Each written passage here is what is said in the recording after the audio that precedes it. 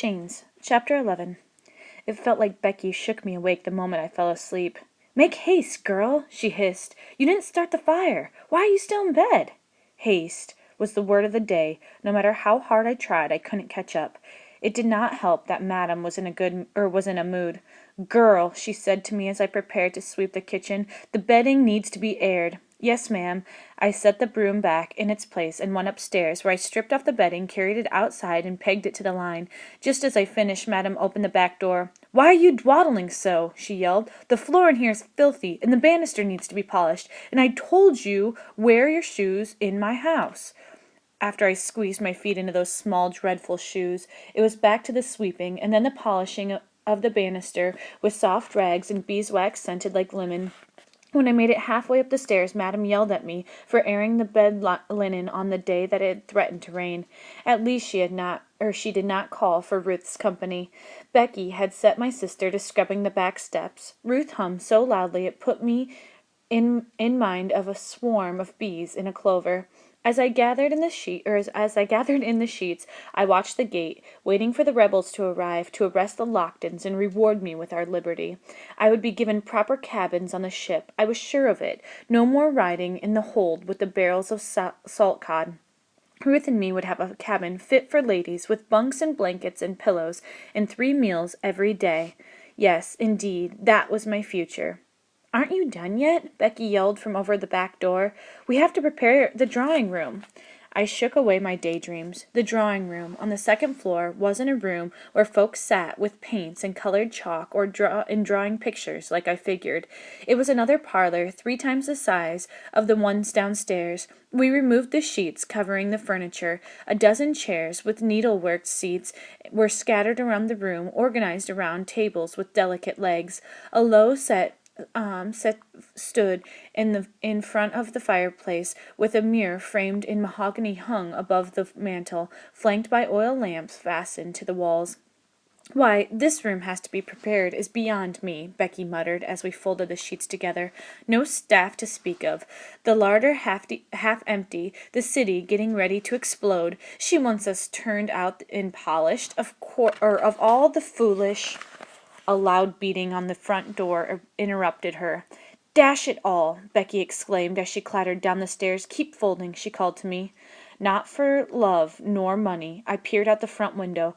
The group of men clustered on the front steps did not look like angels, but they could have been in disguise. 4 wore coats, breeches, powdered wigs, and hats of merchants. 1 had papers tucked under his arm. 6 soldiers stood behind them, all wearing uniforms but carrying long metal bars instead of guns. Becky opened the door, and the men filed inside. I stepped out into the hall and peered down the stairs. The man with the papers under his arm removed his hat. It was Master Bellingham. My heart sang. A door slammed overhead as Madame flew out of her chamber. "What is the meaning of this?" I pressed myself against the wall so she could rush by me, then followed her down the stairs. The soldiers had split into 2 groups. Half went into the front parlor, and the other half went into Lockton's library. Both groups set to removing the windows, prying them out of their casings with long bars.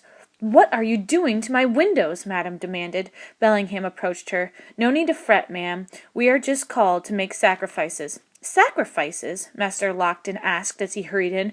"This is thievery. What right do you have to destroy my home?" There was a horrific crash in the parlor as the hooks that held the heavy draperies flew off the wall and landed on the floor. Plaster dust swirled. Bellingham removed the papers under his arm. "You surprise me, Elihu," he said. "I thought a patriot such as yourself would welcome the chance to contribute to the army." Beads of sweat stood on the edge of Lockton's wig. "How does that pertain to the ripping down of my house, James?" Bellingham patted Lockton's shoulder. "We need your lead, friend, for ammunition. Good people throughout the city are donating all the lead they own. The Provincial Congress may compensate you, of course, in due time. I've invoices prepared." Madame frowned. "How is it possible to turn our windows into bullets?" "The counterweights are made of lead, ma'am," Bellingham explained, "and your drapery pulls—" "This is an outrage!" Lockton fumed. "No, Elihu," Bellingham said. "This is war. Even our churches are making the sacrifice, delivering their bells to recast as cannon. Surely you do not rate your home above the house of God."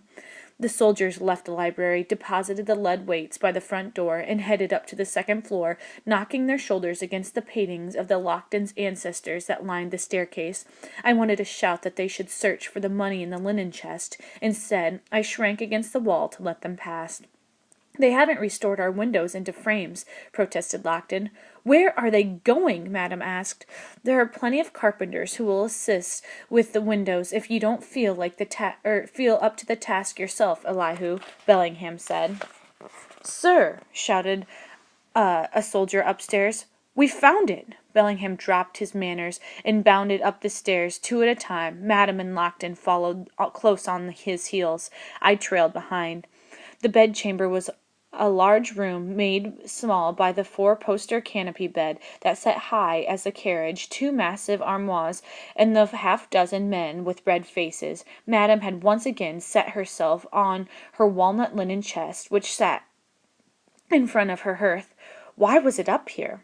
"Of all the insults, of all the assaults on my dignity of a woman," she said to Bellingham, "this, sir, is the lowest and most base. I shall see to it that every leader in every land knows." "Madam," Bellingham said sternly, "if you do not take your person from that chest, I will order these soldiers to remove you." "You would not dare," she said. "Yes, he would, dear," Lockton said. "Please, wife, let the men do their work with no further delay. There is nothing to worry about." He seemed to hide a message beneath those words, for Madame relaxed some and stood with grace. "If you insist, husband," she said. "Perhaps you would prefer to go below stairs," Lockton suggested. The girl can heat some wine to calm your nerves." Madame shook her head. "No, dear, I shall remain by your side." Bellingham gave the sergeant a quick nod. The men knelt in front of the chest and opened the latch. "Deliverance! They'll arrest them both and reward me mightily. We'll leave this horrid place by sunset." One corner of Lockton's mouth turned up in a sly smile as a blushing soldier removed the shifts and underskirts. My heart skipped a beat. Why were dirty linens in there? Becky gathered all the washing yesterday. The soldiers looked up at Bellingham. "That's all, sir. Clear down to the bottom." I wanted to shout, "The money is underneath the false bottom," but I pressed my lips together. Bellingham knelt and checked for himself, knocking the wooden sides. Lockton's grin had spread to both sides of his mouth. "Would you care to inspect all of our clothing, James? Perhaps you'd send a man to root through the potatoes and the parsnips in the cellar." He had hidden all the money elsewhere. That's why he was at ease. Bellingham rose to his feet and stood with his hands behind him. Would he turn on me, accuse me of making a false report, and expose me to the Lochtons?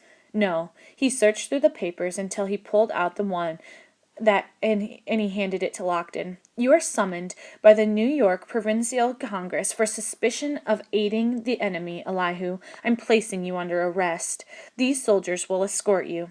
He nodded his head. The two soldiers grabbed Lockton by his elbows. His smiles vanished. "Wait," Madame said. "You can't arrest him. He's done nothing." "To the contrary, ma'am," Bellingham snapped. "He has put the lives of thousands into jeopardy." The men filed by me without another word. Bellingham kept his face straight ahead, but as he passed by, he cut his eyes at me. They drilled a hole right into my fear of discovery. There was a clatter of boots on the stair threads, then boots on the marble steps outside, and then the crash of the front door slamming, and they were gone. Madame stared blankly at the empty doorway. "Ma'am?" I asked quietly. Her eyes turned to me, and then she blinked, as if suddenly she realized who I was and where I stood. "Don't just stand there, girl. These linens need to be washed. I can't think how Becky missed them. I shall speak to her about her laziness." And then she fainted.